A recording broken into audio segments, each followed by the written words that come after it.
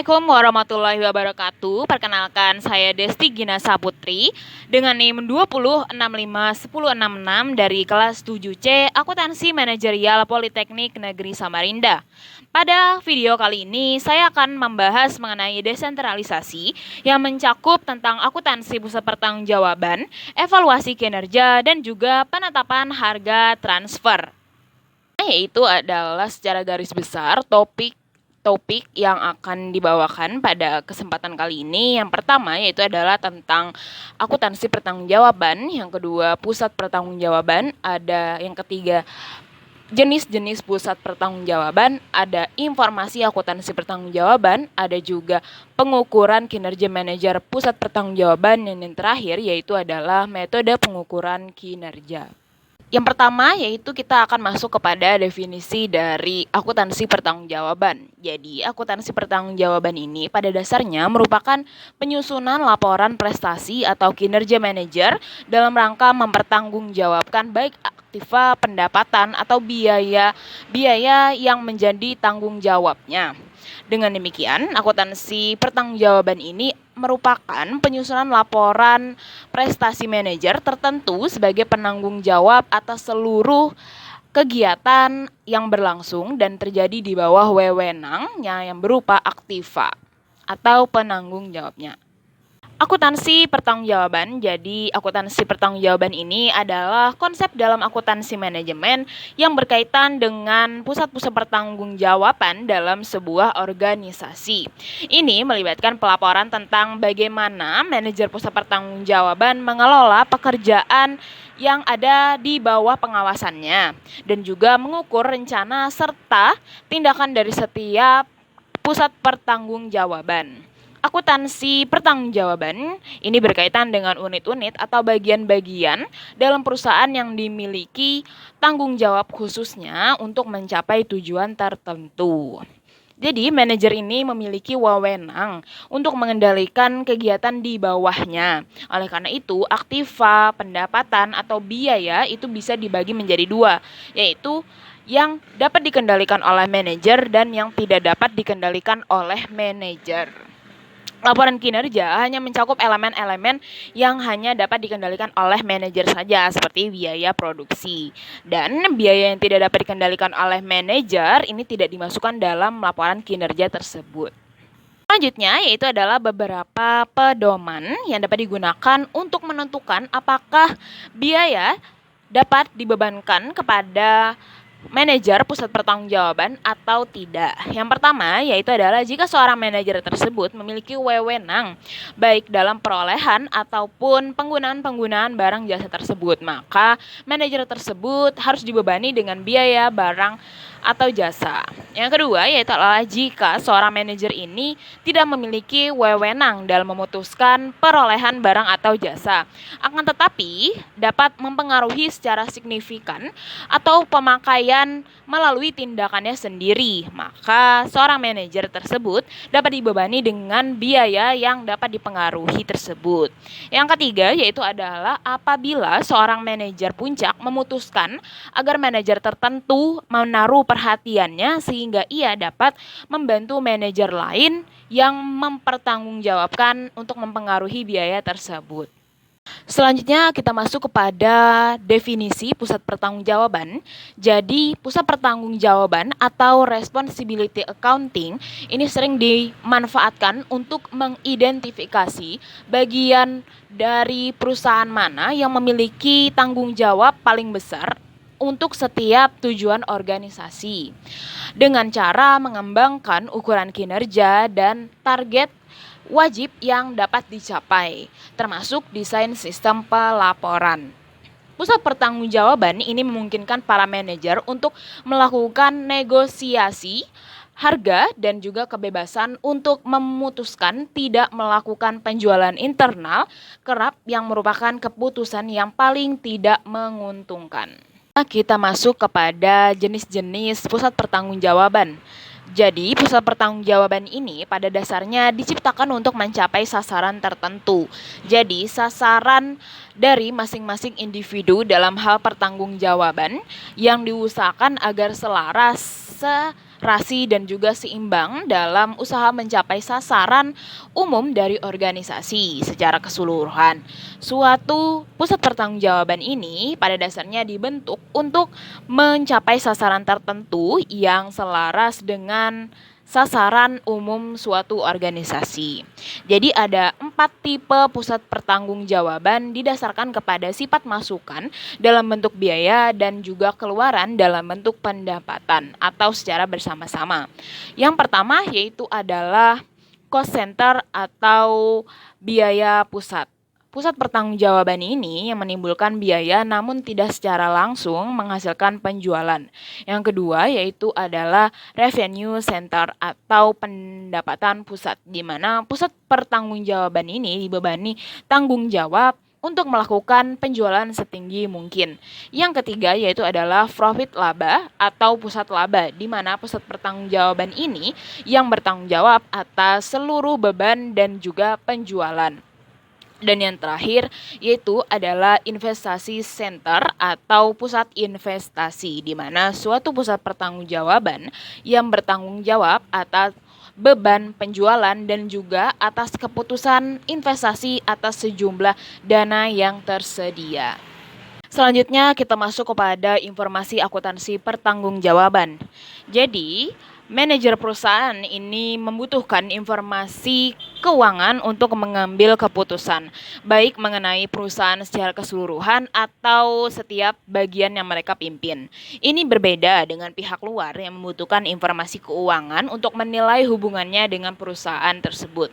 Informasi keuangan ini digunakan sebagai dasar oleh para manajer untuk mengambil keputusan terkait dengan perusahaan atau bagian yang mereka pimpin. Selain itu, informasi akuntansi pertanggungjawaban ini adalah data biaya, pendapatan, dan aset yang terkait dengan manajer pusat pertanggungjawaban.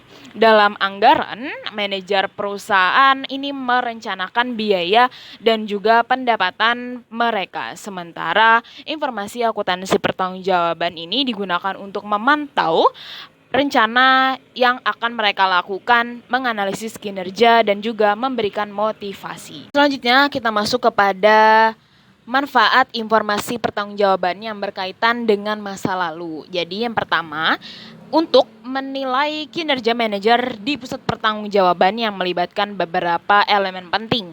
Elemen yang pertama yaitu adalah manajer harus diberikan wewenang yang cukup untuk mengelola pusat pertanggungjawaban tersebut. Hal ini memungkinkan mereka memiliki pemahaman yang jelas tentang peran mereka dalam kerangka anggaran perusahaan. Yang kedua yaitu adalah proses penyusunan anggaran. Jadi setiap manajer ini diberi peran dan tanggung jawab khusus. Mereka harus berusaha untuk mencapai sebagian dari sasaran perusahaan melalui pengelolaan pusat pertanggungjawaban mereka. Untuk mencapai sasaran tersebut perlu dialokasikan sumber daya dan semua aspek yang diukur dalam satuan moneter.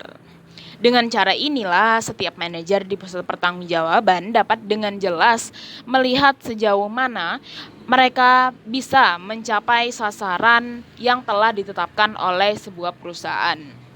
Dan yang ketiga yaitu adalah memberi motivasi kepada para manajer pusat pertanggungjawaban untuk menjadi sangat penting, karena pertanggungjawaban yang jelas atas kinerja mereka dapat menjadi motivasi yang kuat. Mereka akan merasa terdorong untuk mencapai atau bahkan melampaui sasaran yang diinginkan. Kita masuk kepada manfaat informasi pertanggungjawaban untuk masa yang akan datang. Jadi, manfaat informasi ini digunakan untuk menyusun anggaran. Anggaran ini merupakan suatu rencana kerja yang dinyatakan secara kuantitatif dalam satuan moneter untuk mencapai jangka waktu tertentu dan untuk tujuan tertentu. Jadi, berdasarkan pengertian anggaran sudah jelas bahwa anggaran ini hanya dibuat atau disusun jika tersedia informasi akuntansi pertanggungjawaban. Berdasarkan laporan pertanggungjawaban yang telah dibuat ini dapat diketahui kondisi yang telah terjadi dan tindakan yang harus dilakukan pada waktu yang akan datang. Dengan dikaitkan dengan mengetahui kondisi yang ada dan yang harus dilakukan pada waktu yang akan datang, maka manajer dapat menyusun anggaran dengan baik. Penyusunan anggaran dalam suatu perusahaan ini, maka informasi akuntansi pertanggungjawaban ini memiliki peran sebagai alat pengirim pesan atau role sending device kepada para manajer yang diberikan wewenang dalam pencapaian tujuan dan juga sasaran perusahaan. Kita masuk kepada informasi akuntansi pertanggungjawaban sebagai alat pengendalian manajemen. Informasi akuntansi pertanggungjawaban dalam pengendalian manajemen ini menekankan kepada hubungan antara informasi dengan manajer yang bertanggung jawab terhadap perencanaan dan juga pelaksanaan. Pengendalian dapat dilakukan dengan cara-cara memberikan tanggung jawab kepada masing-masing manajer untuk merencanakan pendapatan atau biaya dan berusaha mengajukan informasi realisasi pendapatan dan juga biaya tersebut di bawah pengawasannya. Dalam hal akuntansi pertanggungjawaban, dalam proses perencanaan dan juga pengendalian kegiatan organisasi karena dapat menekankan pada hubungan antara informasi dengan jasa yang bertanggung jawab terhadap perencanaan dan realisasinya.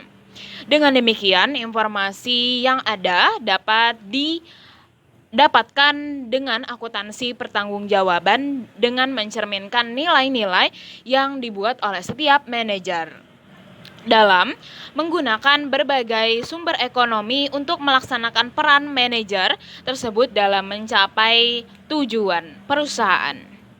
Selanjutnya ini adalah asumsi perilaku dalam sistem akuntansi pertanggungjawaban yang dirancang berdasarkan asumsi tentang perilaku manusia. Jadi ada beberapa asumsi perilaku yang dapat dikemukakan. Yang pertama yaitu adalah pengelolaan berdasarkan penyimpangan atau manajemen by exception. Jadi merupakan pengendalian operasi secara efektif dengan cara mengelola berdasarkan penyimpangan organisasi yang dapat memanfaatkan waktu manajemen yang langka dan juga memusatkan perhatian manajemen terhadap perbaikan ketidakefisienan. Dan juga sangat cocok untuk menarik perhatian manajer ke arah terjadinya penyimpangan dari sasaran yang telah ditentukan atau ditetapkan dan juga mendorong aktivitas manajemen melalui perbaikan perilaku manajer. Tetapi ada beberapa kelemahan dalam perilaku manajer bila dikaitkan dengan manajemen berdasarkan pengelolaan ini atau manajemen by exception ini. Antara lain itu kelemahannya yang pertama, manajemen itu sering memberikan perhatian mereka dengan terhadap penyimpangan yang merugikan atau unfavorable variance saja atau daerah yang mengandung masalah yang telah nyata. Yang kedua yaitu adalah manajer ini memiliki kecenderungan untuk menutupi kekurangannya dan juga cenderung untuk mempertanyakan kewajiban standar yang ditetapkan dan teknik yang digunakan untuk mengumpulkan dan mengukur kinerja mereka. Kelemahan yang ketiga yaitu adalah manajer ini cenderung untuk mempertahankan diri dengan cara memanipulasi data kinerja untuk menutupi penyimpangan yang mereka lakukan. Yang keempat yaitu adalah manajer ini cenderung untuk sangat hati-hati dan takut untuk menggunakan pendekatan baru jika pendekatan tersebut memiliki resiko yang tinggi. Yang kelima yaitu manajer ini lebih berfokus kepada pencapaian tujuan tertentu atau sasaran jangka pendek sehingga kemampuannya sering bersaing dan menghasilkan laba jangka panjang ini menjadi kurang diperhatikan. Dan yang terakhir yaitu manajer ini cenderung untuk menghilangkan daya kreativitas dan kemampuan inovasi manajer bawah. Hal ini karena kreativitas dan inovasi ini juga dipengaruhi oleh kesediaan manajer atas untuk menerima kegagalan yang menyertai kreasi dan inovasi manajer di bawahnya. Selanjutnya ini Asumsi perilaku kedua yaitu adalah tentang pengelolaan berdasarkan tujuan MBO. Jadi adalah pendekatan manajemen yang menghasilkan sejumlah elemen kunci termasuk anggaran yang telah disepakati, biaya standar, sasaran organisasi, dan rencana yang dapat dilaksanakan. MBO ini juga melibatkan serangkaian prosedur formal atau setengah formal yang dimulai dengan penetapan sasaran. Jadi manajemen bersama karyawan ini berperan dalam menetapkan sasaran ini dan berkomitmen untuk memantau kejadian dalam pelaksanaannya. Selain itu, juga MBO ini juga berfokus pada penyelarasan antara sasaran manajemen puncak dan juga manajemen pusat pertanggungjawaban. Ini berarti manajemen puncak ini harus menetapkan arah yang akan diikuti oleh perusahaan secara menyeluruh, sehingga bisa dijadikan dasar untuk manajer di tingkat bawah. Sasaran pertanggungjawaban ini juga harus disusun dengan mempertimbangkan beberapa hal seperti kebutuhan individu dan aspirasi kinerja kelompok. Dalam konteks motivasi, MBO ini juga menekankan bahwa motivasi karyawan akan meningkat jika mereka ini percaya bahwa ada capaian sasaran perusahaan. Mereka juga harus mencapai kepuasan dalam memenuhi kebutuhan pribadi mereka. Dan yang terakhir, ketika sasaran tersebut sudah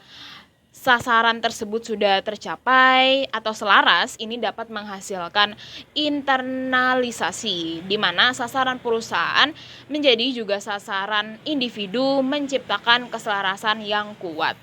Yaitu adalah struktur pertanggungjawaban yang sesuai dengan struktur hierarki organisasi, dengan juga meningkatkan pengendalian dengan menciptakan jaringan pusat pertanggungjawaban sesuai dengan struktur formal perusahaan.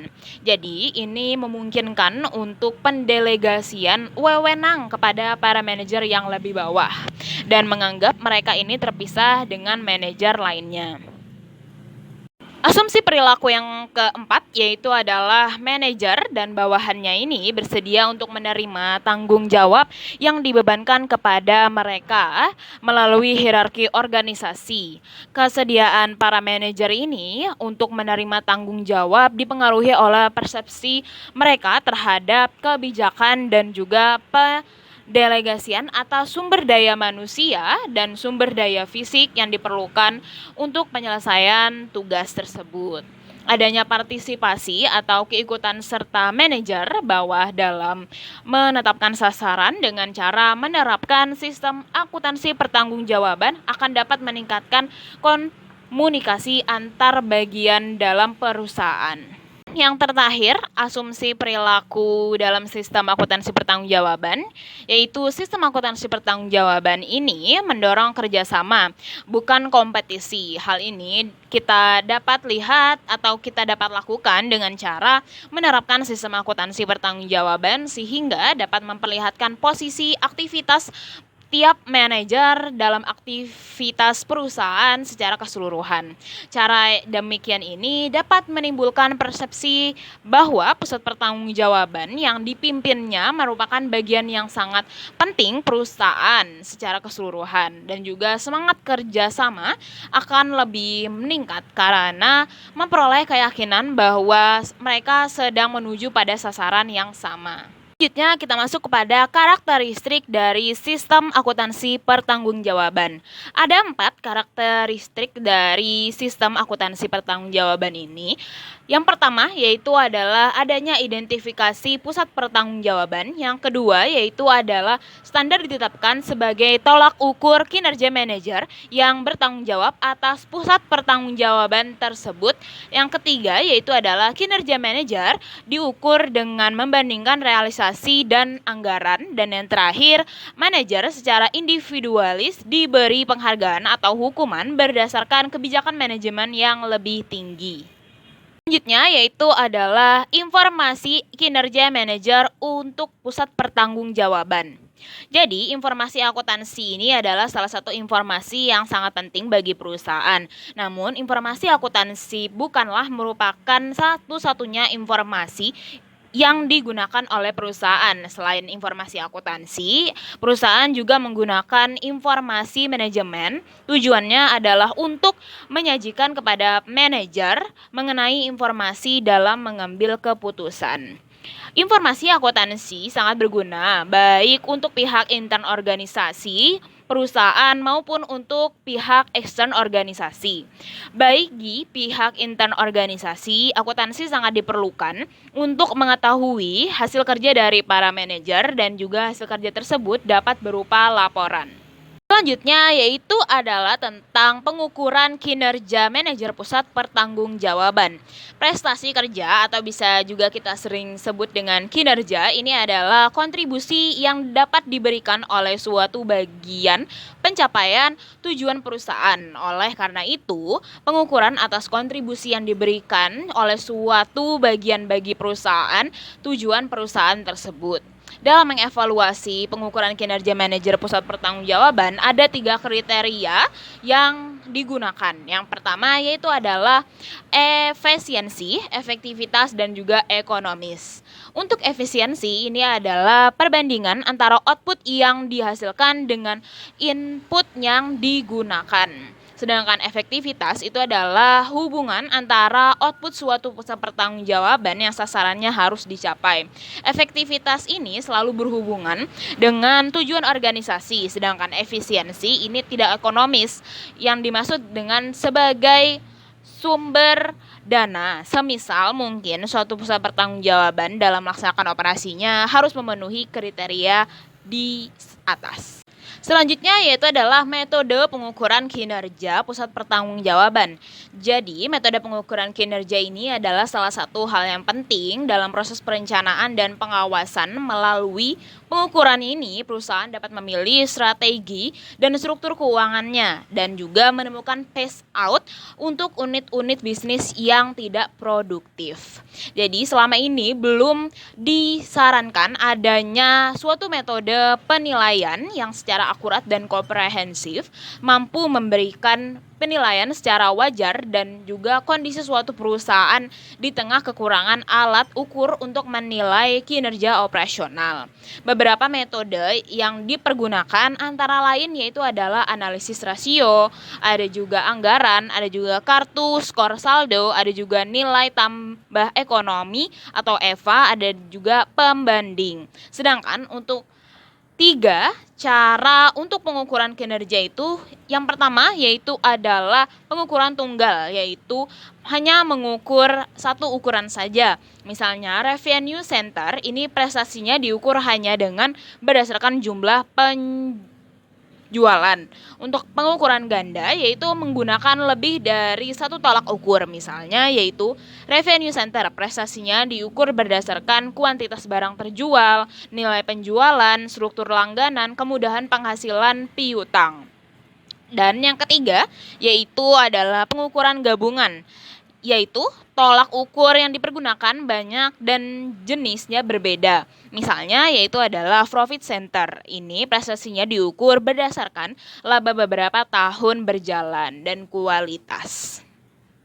Selanjutnya, ini adalah evaluasi pusat pertanggungjawaban.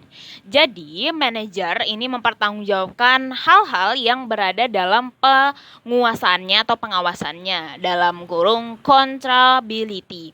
Jadi, konsep accountability ini adalah mengandalkan klasifikasi akuntansi, di mana prinsip accountability ini menyatakan bahwa manajer hanya bertanggung jawab atas hasil yang berada di dalam pengawasannya. Tentu saja, prinsip accountability ini kerap tidak mungkin mudah diimplementasikan. Selanjutnya yaitu adalah prinsip evaluasi kinerja. Jadi, para manajer dari pusat pertanggungjawaban seyogianya memiliki akses untuk menyusun budget dan penetapan target yang merupakan area tanggung jawab mereka.